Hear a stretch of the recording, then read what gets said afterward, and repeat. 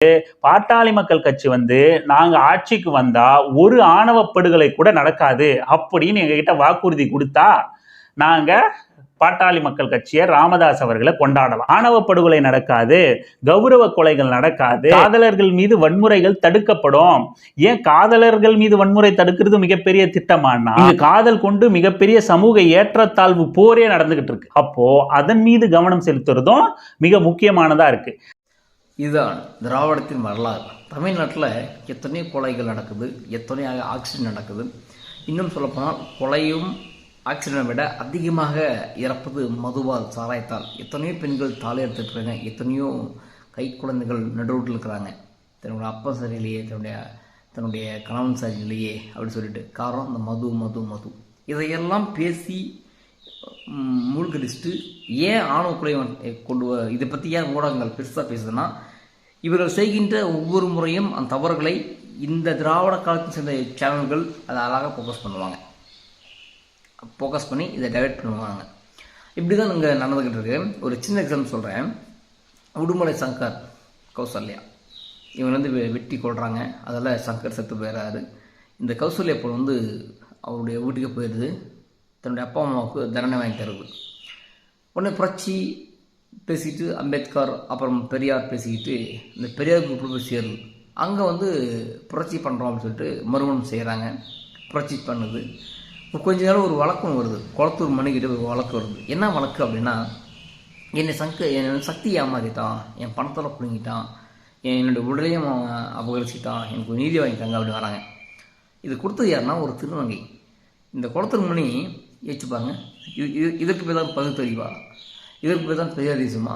இந்த குளத்தூர் மணி என்ன பண்ணுறாருன்னா, அந்த சக்திக்கிட்டேருந்து ஒரு அமௌண்ட்டை வாங்கி இந்த பொண்ணு கொடுத்து நீ போமான்னு சொல்லிட்டு கௌசல்யோட அமைச்சரை வச்சு பாருங்கள். சமூகத்தில் திருநங்கைகள் தன்னுடைய குடும்பத்தால் ஒதுக்கப்படுறாங்க. முதல்ல தன்னுடைய குடும்பத்தால் ஒதுக்கப்படுறாங்க. அவர்களை யார் திருமணம் செய்து கொள்வாங்க, அவர்களை யார் காதலிப்பாங்க.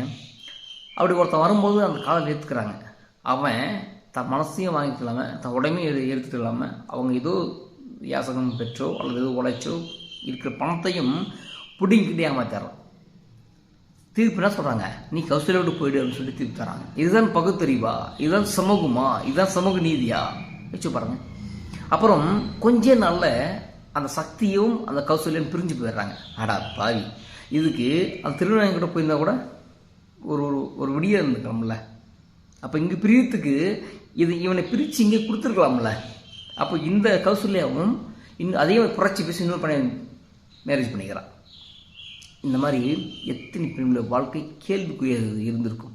எத்தனை பெண்கள் காதல் என்ற பெயரில் ஓடி போயிட்டு கடைசியில் குடும்பத்துக்கு வராமல் இன்றைக்கி எத்தனை பெண்கள் நீங்கள் ரீல்ஸ் இன்ஸ்டாலாம் பார்த்துப்பீங்க, ரொம்ப வல்கராக நடந்துக்கிறாங்க. காரணம் அவங்க எல்லாமே எங்கே இருக்கிறாங்க, ஏதோ காரணத்தில் அங்கே குடும்பத்தை விட்டு வந்துட்டோம், எங்களை ஏற்றுக்கலை அப்படி சொல்லிட்டு திரும்ப மனக்குமுறல் கும்பிட்றாங்க.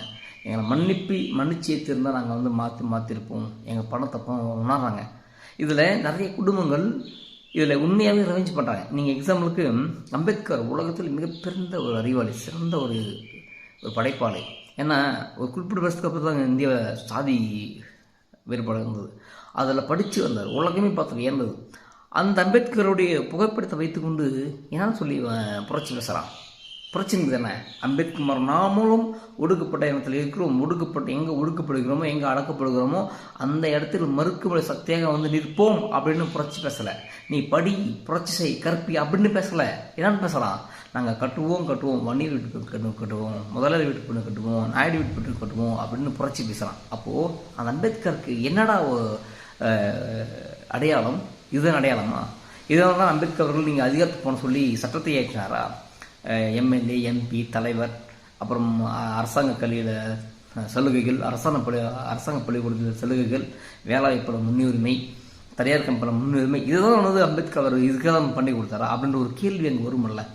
அப்புறம் இன்னொரு மாநாட்டில் சொல்கிறாரு, இங்கே உள்ள கொங்குபுர கவுண்டர் சமுதாயத்து பெண்கள் வயிற்றில் நாங்கள் விதைகளை தூவோம், எங்களை யாரும் ஒன்றும் பண்ண முடியாது, நீங்கள் விவசாயம் செய்வது நடக்கல அல்ல, பெண்களுடைய வயிற்றில் அப்படின்னு சொல்லும் பொழுது இங்கே பெண்ணை பெற்றவர்கள் எந்த அளவுக்கு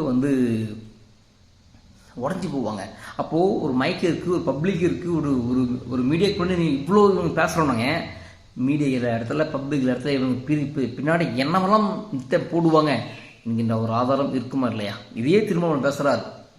நீ கழுவிட்டு வா, அறுத்துட்டு வா, நானும் அதை வச்சு வளர்த்துக்கிறேன், சரக்கு இருக்குது, மிடுக்கு இருக்குது அப்படின்னு இதே திரும்ப மேலே பேசுகிறாரு. இவங்களுக்கு பொம்பால சமாச்சாரம் தான் இனத்தை உருவாக்கும், ரோசத்தை உருவாக்கும் அப்படின்னு பேசுகிறார்.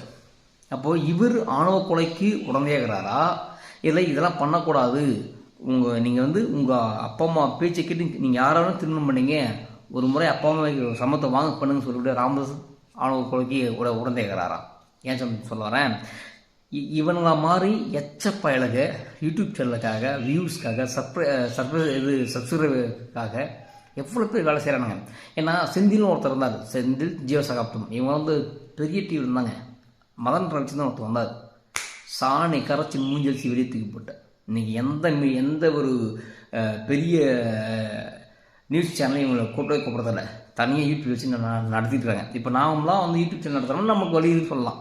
ஆனால் இவங்க பெரிய சன்னு, கலைஞர், அப்புறம் 7 நியூஸ், இந்த மாதிரி பெரிய புதிய தலைமுறை பெரிய நியூஸ் சேனல் வேலை செஞ்சவங்க இன்றைக்கி எங்கே இருக்காங்க?